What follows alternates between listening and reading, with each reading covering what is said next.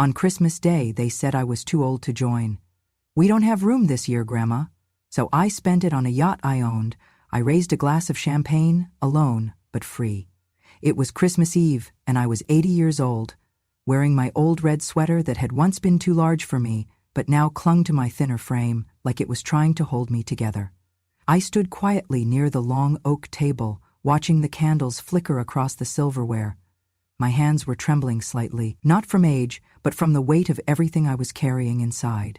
I held a ceramic plate with care, and in my pocket, the linen napkin I had embroidered myself when I still had the steadiness for needlework. The room was warm with the scent of roast beef, cinnamon, and the sugary sweetness of mulled wine.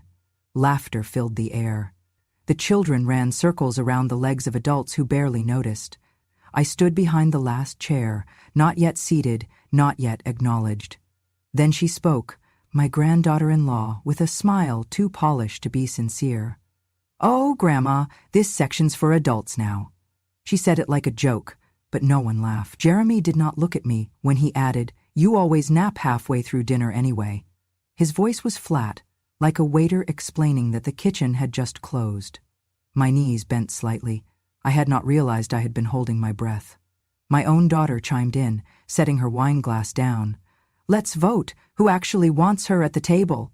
For a moment I believed it was a test, a cruel little game they would all immediately retract, but they did not. One by one, hands went up, calm, casual, as if they were voting on pizza toppings.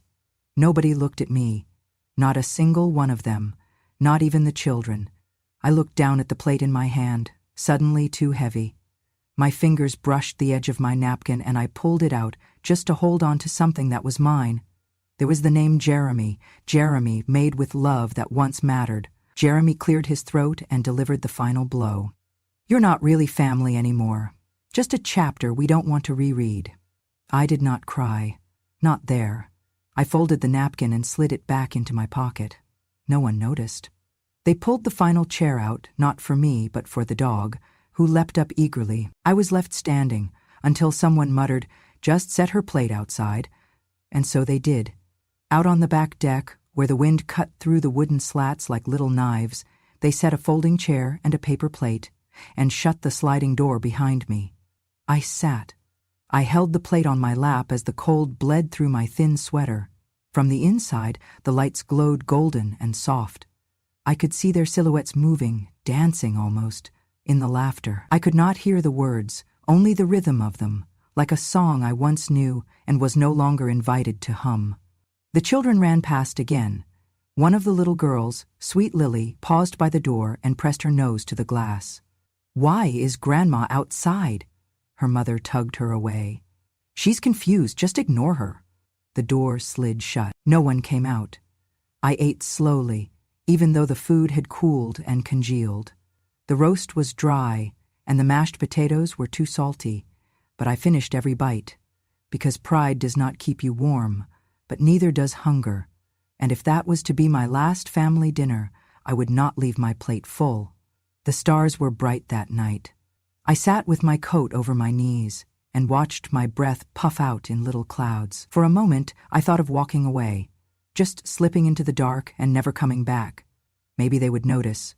Maybe they would not. I thought of my husband, long gone now, and the Christmases we used to host. He always said family was everything, but this was not family. This was performance. Cold and hollow and rehearsed. When the door finally creaked open again, it was not for me. It was Jeremy letting the dog out. He looked at me, startled, as if surprised I was still there. "You can go now," he said, as though dismissing a guest who had overstayed her welcome, and I did. I stood, brushed the crumbs from my lap, and left the napkin behind on the chair. But I took everything else with me, every word, every silence, every hand that rose against me, and I carried them like kindling into the long cold night. They thought they had taken my place at the table. They had no idea what I had built underneath it. I walked back to the small rental car I had driven that evening. It was parked 2 blocks away because Jeremy had told me we need space for the real guests' SUVs. I unlocked the door with frozen fingers and sat for a long while with the engine off, listening to the car creak in the cold. I remembered buying the land that house stood on years ago when Jeremy's mother was still in high school. I had worked 2 jobs, one cleaning ferry decks, the other sorting freight at the docks just to afford the down payment. I never told them that. I did not want their thanks, just their decency. Turns out, I could not even get that. Back at home, I made tea and sat by the window with the light off. The silence was loud in a way that hurt the ears. I thought of the old duffel bag in my attic, the one with the yacht documents still inside, the ones my husband and I never threw out because we always dreamed of sailing again. They had taken the table, yes, but not the ocean. The next morning I opened the bag. I pulled out the sealed folder, blew off the dust, and read my name, still printed boldly as the primary owner. I called the marina, I called an old friend, and then I called my lawyer. By nightfall, the yacht was mine again, the keys returned to my hand, and before New Year's it would be stocked with wine, bread, soft chairs, and all the silence I could ever need. Sweet, kind silence, where no one raised hands to vote me invisible. That was the last Christmas I spent near family, but it was the first one I spent free. I could not sleep that night. The cold from the deck still clung to my bones, but it was not the wind that kept me awake. It was the silence of realization that no one sees the woman who built the house when they are too busy redecorating it in their own names. I slipped off my shoes by the door and hung my coat on the hook I had carved with my husband's initials 50 years ago. The house was dark, but I did not turn on any lights. I did not need to. I had walked this path in my mind 100 times. The attic key was still hidden in the cookie jar, beneath a bag of stale peppermint drops. I climbed the creaking stairs and opened the old cedar trunk that smelled of thyme and mothballs. From it I pulled out the thick leather binder and the smaller key that fit the safe behind the hallway painting. No one knew it was there, not even my daughter. I turned the combination. 13, 24, 58. The year I was born, the year I married, the year I buried him. Inside the safe were 3 things. First, a faded photograph of Jeremy when he was 6, missing his front teeth, covered in chocolate from the cake I had made. I had taken that picture myself the day he told me he wanted to be a captain, like on the boats. I had believed him. Second, a letter from my husband, written in thick, careful script when the tremors had just begun. If they ever make you feel small, it said, remind them who taught them to stand. And third, the deed to Jeremy's house. Yes, his house, or so he called it. It was still in my name. My fingers traced the embossed seal, the mortgage stamp, the final payment signed by me. I sat down slowly in the hallway chair, the safe still open behind me, the letter folded neatly in my lap. A drizzle tapped lightly on the window, and I realized it had begun to rain. How fitting. My husband always said rain was cleansing. They thought they had erased me, moved me to the edge of their lives like an unwanted footnote. They forgot I had written the prologue. I was not born into wealth. I built it. In 1978, I co-founded the Harris River Line Shipping Company. I managed the scheduling, payroll, fuel contracts, everything. We were one of the first companies to move freight up the Tennessee River faster than the highways could. It was my idea to shift to passenger excursions in the spring. My idea that brought in the cruise licensing deal. Eventually, I sold my shares and stepped away, not because I had to, but because I wanted to give them space. I wanted to be the grandma who listens, not the one who lectures. I chose silence, thinking that was kindness. Turns out, silence taught them nothing but convenience. They grew up thinking generosity was owed, not offered. I opened the folder tucked at the back of the safe. Inside was something no one in the family had ever known, a deed and partnership contract for a certain vacation villa in Gatlinburg, the one Jeremy always bragged about, the one he took his colleagues to every spring, the one they claimed as our family's retreat. It was mine. More specifically, 70% of it still was.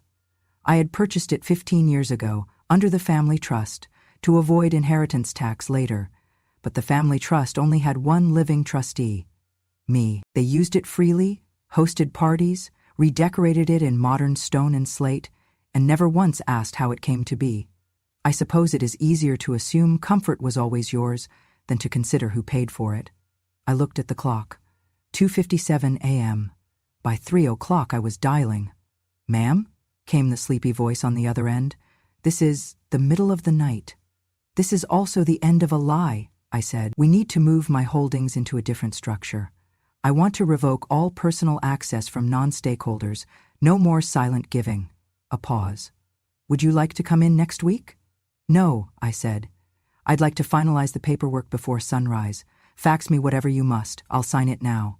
By 4:30 IEM, I had converted the villa into a commercial asset under a private entity bearing my name. Any family member not listed as a business partner would be formally locked out. That included Jeremy. That included every single one of them. The process triggered a notification clause, something we had built in years ago. By the time they would finish their Christmas brunch and toast their mimosas, they would receive an email stating that the villa had been reclaimed for operational restructuring. I imagined the confusion, the hurried phone calls, the panic, the realization that Grandma still owned the ground they were standing on. I walked back into the living room and looked around. The same room where I had rocked Jeremy to sleep in a patched blue blanket. The same room where my daughter had painted the walls pale green. The same room where my husband had asked me, through tears, if I would be all right alone. "I will be," I whispered, "starting now." I took the linen napkin out of my coat pocket, the one with Jeremy's name stitched in blue. I placed it gently into the fire. It curled quickly, turning to ash in seconds, and then I smiled for the first time that night. By morning, I was no longer sad. I was awake, wide awake. Jeremy's voicemail came in just after 8 a.m., frantic and clipped. "Grandma, we just got an email from some legal firm saying the villa's access is revoked. What's going on?" He didn't even say good morning. His wife took over the phone halfway through the message, yelling, "This is blackmail. We already booked New Year's Eve." I didn't call back. I simply replied with one text, "This is ownership." I stood by the window of my quiet little house, watching the rain ease into a soft drizzle. My fingers traced the edge of the mug I had used for over 30 years, chipped, faded, but still mine. Like me. I took a long sip, let the heat fill the hollow in my chest they had carved out the night before. They thought I was some relic that came with the wallpaper. They forgot who built the walls. The villa, my villa, was where I once nursed my husband through his final winter. He wanted to pass somewhere warm, somewhere near water, and I made that happen. I sold half of Harris River Transport for it. I bought the land, the wood, the beams, and I supervised every nail that went into the place. Jeremy was just 12 when we laid the cornerstone together. He wore little gloves and a lopsided helmet. He said, "One day, I'll bring my wife and kids here, Grandma." I had smiled and said, "Then one day, this will be yours." I had meant it. I had intended to leave it to him. That was before his voice became ice and his hands stopped reaching for mine. That was before he voted me off my own Christmas table like I was some mistake in the family album. Now, I was no longer giving anything in silence. I went to the study and opened the big leather ledger. I hadn't touched it in years. That villa, its land title, operation license, maintenance, was still 70% in my name. They used it like it was theirs, celebrated there. Filmed Instagram videos with champagne by the fireplace I'd built. It would now be converted into a luxury short-stay retreat for the elderly, fully managed, income-generating. No more family access. No more silent entitlement. My lawyer sent the enforcement letters at dawn. I included a small clause at the end. Anyone who challenged the ownership without written consent would be legally barred from the premises for life. Let them book New Year's somewhere else. Maybe they could nap halfway through dinner without worrying about Grandma spoiling the view. But even that wasn't enough. Not yet. I opened another drawer, one I hadn't touched since the funeral. Inside was a set of keys tied with a faded blue ribbon. The Harris Grace. Our boat. Our dream. Harlan and I had bought it when we turned 50, an old mid-deck cruiser we restored with our own hands. It had been sitting in a private dock for over a decade, maintained quietly under my name. I had always thought I would never return to it, that without him it meant nothing, but that morning it felt like home. I made some calls. A few dock staff I knew, a cleaning company, a florist. I arranged for groceries, fuel, clean sheets, and a few extra bottles of the kind of wine you never drink when you're playing small. Then I wrote a list of names. Helen, who raised her twin grandsons after her daughter vanished, and now lives alone in a studio apartment with a broken heater. Dolores, whose children only show up for bank transfers and always forget her birthday. Ruth, whose son signed her into assisted living and sold her house the same week. I sent them each an invitation, one page, handwritten, folded with a gold ribbon. Join me for a weekend of peace, laughter, and no apologies. Harris Grace departs Friday at noon. By evening, my phone started ringing. At first, I thought they would say no, but they cried, they thanked me, they asked what to bring. I told them to bring nothing except their hearts and one story they had never told anyone. That weekend, we stood together on the top deck of the Harris Grace, watching the sun melt into the river. Dolores raised her glass and in her deep, worn-out voice said, "We used to raise families. Now we raise glasses, finally for ourselves." We all laughed, not because it was funny, but because it was real. It was the sound of our bones remembering they still had joy left in them. No one mentioned their children. No one cried about being forgotten. We talked about books, about old crushes, about recipes. We danced, slowly, clumsily, like girls who had earned the right not to care. The boat cut through the water like a promise, and I finally understood. I was never looking for a seat at their table. I just forgot I could build my own. And oh, how sweet freedom tastes when it's chilled in champagne. They could not stand it, the silence. Not when I was smiling. Not when I was visible again. So they tried to rewrite the ending. 3 days after we docked the Harris Grace, I received a formal notice, legal claim regarding the misappropriation of family property. Jeremy's name was at the top. Just below it, my eldest great-granddaughter, 18 years old, barely out of high school, already signing lawsuits against the woman who bought her diapers once. I stared at the envelope for a long time before opening it. I did not cry. Not anymore. Later that day, I found their version of the truth online. Posted like a tabloid headline across social media, "Our grandmother stole our family's boat while suffering memory loss. Please help us get justice." Hundreds of shares, thousands of comments, hashtags like elder abuse and protect our family. Some people sent me death threats. Others told me to give back what I stole. My neighbors started whispering. The pharmacy clerk avoided my eyes. They had done it. They had turned me from the forgotten matriarch into a public thief. But they forgot one thing. I kept everything. I had always kept everything. Every document, every receipt, every photograph, every whispered promise from a man who loved me when I was young, strong, and fearless, and never stopped, even when I forgot who I was. The Harris Grace had been mine since 1988. Harlan and I bought it with the first big payment from my river shipping business. It was registered in both our names until he transferred it fully to me in 2007, just after his diagnosis. "If I go first," he said, "I want you to still hear my voice when you step on deck." I had that moment, recorded on an old mini DV tape, grainy, shaky, but there, his voice, his laugh, him holding the pen and signing the form with my name on it. At the courthouse, the judge looked tired. She adjusted her glasses when I walked in with my lawyer. Jeremy and his daughter sat across the aisle. She wore heels too tall for someone her age. He wore smugness like a tie. My lawyer asked me if I wanted to make a statement. I nodded. "I am 80 years old. I raised Jeremy while working double shifts on the docks. I used to sew patches on his jeans and warm his milk before bed. My husband and I built a life from nothing. We didn't inherit wealth. We shoveled it out of mud and water, one crate at a time." I placed the documents on the table. Original bill of sale from 1988. Boat registry in both names. Transfer of ownership in 2007, witnessed, notarized, filed. Then I placed the USB stick on top. It was quiet as the courtroom watched the screen. Harlan's voice filled the speakers, crackly and real.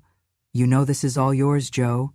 If I go first, I don't want you to ask permission to remember me." The camera shook a little, then steadied on him signing the papers. "You don't owe anyone a damn thing." I looked at Jeremy. His eyes didn't flinch, but his jaw twitched. The judge folded her hands. She didn't even ask any more questions. Her ruling was swift. "All claims of misappropriation are hereby dismissed. The court finds the plaintiff's accusations baseless. Counterclaim for defamation and legal fees awarded to the defendant. Mr. Jeremy Harris and Miss Emily Harris are ordered to pay $28,400, 0 cents in damages plus costs. It was over in 12 minutes. But outside that courthouse, it had only just begun. Reporters were waiting. I had declined interviews before, but this time I looked right at the cameras.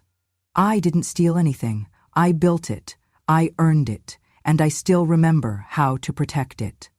The story exploded online. Grandmother accused of theft proves ownership with husband's dying words. The original post Jeremy had written was deleted, but not before screenshots had been saved, reshared, mocked, and turned into TikToks with captions like, "She's not forgetful. She's just done.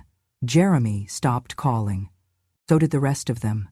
That evening, I walked down to the dock with a bottle of wine. Dolores met me with 2 glasses. We sat on the deck of the Harris Grace while the town lights shimmered on the water. "They called you crazy," she said, clinking her glass with mine. "You showed them history." "No," I said softly. "I showed them memory. With receipts." We toasted under a full moon. I did not feel like a victim. I felt like a lighthouse. Still. Lit. Seen. And if they wanted to keep calling me cold, cruel, or forgetful, I would let them. Because I remembered everything now. And I was finally done pretending I had forgotten. I used to spend Christmas cleaning up after people who did not see me. I used to cook while they laughed. I used to give gifts that went unopened and unheard, stories that died before they reached the table. But not this year, not ever again. The sun was melting into the horizon, painting the sky with burnt orange and defiant gold. I stood at the stern of the Harris Grace, my old bones warmed not by youth, but by something better. Liberation. The champagne in my hand sparkled. It was not just about bubbles and celebration. It was about claiming a life I had been denied for too long. All around me, the deck was filled with women and men who had been left behind like I had. Forgotten parents, pushed aside grandparents, widows with too many memories, veterans with no calls on birthdays, former teachers, nurses, mothers, fathers, now captains of their own hour. "This sunset's got nothing on you, Joyce," said Betty, who used to be a librarian until her kids put her in a home with no books. "You always say that when you want another glass," I teased, pouring her one anyway. We clinked our drinks together, and I said, loud enough for them all to hear, "I raised them with love. They raised their hands to erase me. I choose peace." There were nods, some tears, but also laughter. For the first time in years, I was surrounded not by people who tolerated my presence, but by those who saw it as a blessing. Earlier that week, I had met a woman named Millie in a senior center downtown. Her daughter had left her there after promising to return the next day. That was in 2019. She still kept her hair in curls every Sunday, just in case. I brought her on board myself. Now she was sitting next to Dolores, watching the sea, sharing jokes I had not heard in years. I walked slowly toward the table at the front of the deck, where a small brass plaque had just been installed. It read, "The Harris Grace, reclaimed, restored, reborn." Below it, in memory of Harlan James, in defiance of silence. Next to it, a silver envelope lay, unopened. Inside was something that would outlive this moment. I tapped my glass with a spoon. Everyone turned. "I want to tell you about a new beginning," I said. "Not just mine, ours." They listened. "We are not burdens," I said. "We are not background noise to their shiny new holidays. We are not mistakes to be hidden away." I lifted the envelope. "I've set up a fund. It's called Grace Second Chances. It will offer weekend retreats on this very boat, free of charge, for any senior who's been cast aside. We'll partner with care homes, social workers, libraries, wherever we can find the forgotten." The applause was not loud. It was quiet, respectful, deep, and it filled me more than any gift I had ever received. After they settled again, I added, "They called me a burden. I call this freedom." Someone handed me a candle, already lit, then another. One by one, we each lit our own and stood in a circle at the deck's edge. "I want you to remember something," I said. "If they pushed you out, it's not because you lost value, it's because they lost sight. That's not on you, it never was." We let the candles drift into the water. hundreds of tiny flames dancing out into the sea, for the ones who couldn't be here, for the ones still waiting, for the ones who might never get free. Betty sniffled. You're going to make us cry into our champagne, Joe. I smiled. Let it fizz with purpose, then. As the stars blinked into the sky and the engine hummed quietly beneath us, I looked out at the wide-open dark. There were no walls here, no tables I wasn't allowed to sit at, no votes, no doors closed quietly in my face. Only water, and wind, and freedom. The wind caught the ends of my red shawl, the same one I had worn that Christmas night, the one they made jokes about. I wore it proudly now, its loose threads flying like battle flags. Someone played a slow tune on a harmonica. Dolores hummed along. Millie danced, holding the hands of a man who used to be a mail carrier and now could not remember his zip code but still remembered how to lead. I sat beside the helm and watched. I did not feel old, I felt full. Tomorrow there would be more calls from lawyers, more headlines maybe. Jeremy might even try again. I no longer cared, because in the end I had not lost a family. I had built a new one, and this time no one would dare tell me there was no seat.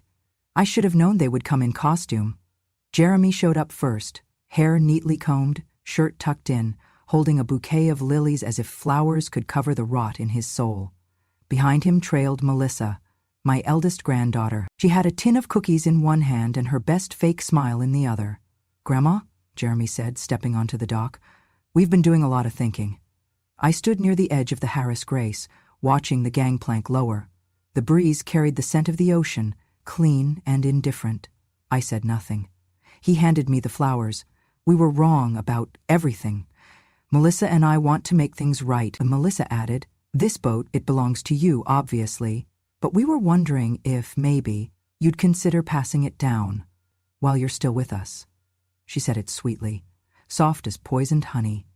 Ha! I didn't blink. You mean sign it over now, before I become inconvenient again? Jeremy laughed nervously. No, it's just that the taxes and upkeep are hard for someone your age. We could handle it for you. You think I cannot handle my own freedom? I asked. He stiffened. We just don't want you to be alone, Grandma. I'm not. I turned and began walking back toward the deck. That should have been the end of it, but Jeremy followed, and his voice changed. If we can't have it, he said, then no one can. Something in me froze. Then he lunged. His hands shoved against my back, harder than I thought he could push. My body jolted forward, my shoes scraped against the polished teak wood of the deck. I slipped. The rail struck my ribs, and for one sickening second, the world tilted. I was weightless, falling. My fingers caught the cold iron of the railing, dangling. The ocean was roaring beneath me, black and merciless. I heard Melissa gasp, not in horror, but in frustration. Jeremy, pull her down. Just let go of her. But then, a new voice shouted, back away from her. It was Sam, 76 years old, former fire captain, wore suspenders like armor and walked with a limp that never slowed him down. He barreled forward with the fury of someone who had saved lives for decades and was not about to stop now. He grabbed Jeremy by the shoulder, yanked him back, and threw him against the side mast. Melissa screamed. Sam turned to me. Joyce, hold on. With shaking hands, he reached down, gripped my wrists, and with a grunt, pulled me up over the railing, back onto the deck. I collapsed into his arms. Security came running. He thought the camera was off, but Sam had backed everything up. One of the crew had already called the police. Another had checked the deck cameras, recording everything in perfect, high-definition truth. Jeremy and Melissa were arrested on the spot. The next few days moved like thunder, loud, fast, and impossible to ignore. I pressed charges for attempted murder and criminal conspiracy to seize property. My lawyers filed every motion with precision. I gave my statement under oath and didn't shed a single tear. Melissa tried to plead insanity. Jeremy claimed I tripped, and Sam overreacted, but the footage was undeniable. The trial became a headline. Millionaire grandmother nearly killed over luxury yacht by her own family. I never wanted the fame, but I welcomed the justice.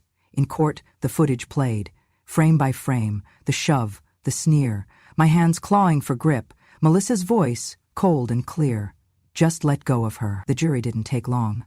Guilty, sentenced, publicly shamed, and for the first time in their lives, they faced something they could not manipulate: consequences. Outside the courthouse, a reporter asked me, "Do you have anything to say to your grandchildren?" I looked into the camera, calm, clear. "They came for blood," I said. "They forgot who built the ship they tried to sink." That night, back on the Harris Grace, Sam handed me a glass of wine. The same deck, the same sunset. "You good?" he asked. I nodded. "They came to bury me, Sam. And? They forgot I'm not done living yet." The sentence came down on a Thursday. 6 months of probation for Jeremy and Melissa, 1 full year of court-mandated community service, and the part that truly mattered most to me, an official restraining order. They were prohibited from contacting me in any form. No calls, no visits, no letters. Not even a birthday card slipped under the door. When the judge read the final verdict, Jeremy didn't flinch. Melissa cried, but not for me, for herself. The courtroom emptied. Their names were all over the news by nightfall. Millionaire matriarch survives family attack, turns her yacht into a second-chance sanctuary. From balcony to beacon, how one grandma fought back. I did not just survive Christmas. I rewrote it. I never asked for the spotlight. I asked for a seat. But when no one left one for me, I built the damn table myself. It was Sam who helped me pick the name. We sat one evening in the captain's lounge, our legs covered in soft wool blankets, nursing mugs of strong coffee. "What will you call it?" he asked. I looked out at the open sea, the fading line between water and sky. "Second table," he raised a brow. "That sounds like a restaurant." "No," I smiled. "It sounds like hope, for the ones who never got invited the first time." That winter, the Harris Grace became more than a yacht. We outfitted it with long benches, handmade quilts, shelves of donated books, and a full kitchen that ran on kindness and memories. Every month, I hosted retreats for seniors who'd been discarded, dismissed, or just plain forgotten. One woman came after sleeping in her car for a year. Her son said she used up her usefulness. A man arrived who hadn't spoken to a family member in over a decade. They only texted him when someone died. They came with nothing. They left with something no court could assign: dignity. We painted a sign across the stern of the ship: "Second table, all are welcome. No RSVP required." I started writing, too, not to be published, just to remember. But one of the volunteers, a retired librarian, read my pages and insisted the world needed to see them. So we printed a few copies of my memoir and titled it exactly how I felt. They taught me loneliness. I taught them dignity. In it, I wrote, "I was told to sit outside so I would not disturb the holiday spirit, but the cold taught me that real warmth does not live inside 4 walls or fake smiles. It lives in the hand that reaches for yours without a reason." They looked at me like a burden. I became a beacon. Now and then I still think of Jeremy as a boy, his tiny hands gripping the hem of my skirt, his wide eyes asking for bedtime stories, his giggle whenever I tickled behind his ear. I do not hate that child, but the man he became, that man will never sit at my table again. I suppose we all carry 2 selves, the one we were and the one we chose to be. As for me, I chose peace. I chose to gather strangers and remind them they are seen. I chose to laugh on deck under string lights and to toast to survival rather than perfection.